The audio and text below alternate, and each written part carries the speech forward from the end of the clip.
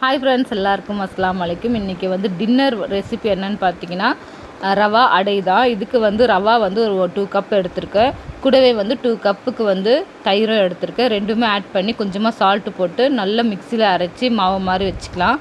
இப்போ ஒரு பேனில் ஆயிலை ஊற்றிக்கிட்டு 1 ஸ்பூன் கடுகு, 2 பச்சை மிளகா நைஸாக நறுக்கி ஆட் பண்ணிக்கோங்க. கூடவே 1 ஸ்பூன் பெருங்காயம், 1/2 ஸ்பூன் கடலைப்பருப்பு, ஒரு துண்டு இஞ்சியை நல்லா பொடிசாக கட் பண்ணி ஆட் பண்ணி நல்லா வதக்கி எடுத்துக்கோங்க. இதில் ஒரு 2 வெங்காயம் பொடிசாக கட் பண்ணியிருக்கேன். அதையுமே போட்டு நல்லா வதக்கி எடுத்துட்டு இந்த மாவில் ஆட் பண்ணிடலாம். இப்போ நல்லா கலந்து விட்டுட்டு இப்போ ஒரு ஆப்பக்கடையோ இல்லை தோசை தவாலையோ நம்ம போட்டு செய்யலாம். நான் இப்போ ஆப்பக்கடாயிலே செஞ்சுக்கிறேன். அதுக்கு 1 ஸ்பூன் எண்ணெயை ஊற்றி 1 கரண்டி மாவு அதை ஊற்றி என்ன பண்ணால் நல்லா குக் ஆனது பக்கம் 2 பக்கமே திருப்பி போட்டு நல்லா வெந்ததுக்கப்புறம் இப்போ சட்னி தொட்டு சாப்பிட வேண்டியதுதான். இந்த ஸ்பெஷல் சட்னி ஒன்று செஞ்சுருக்கேன்.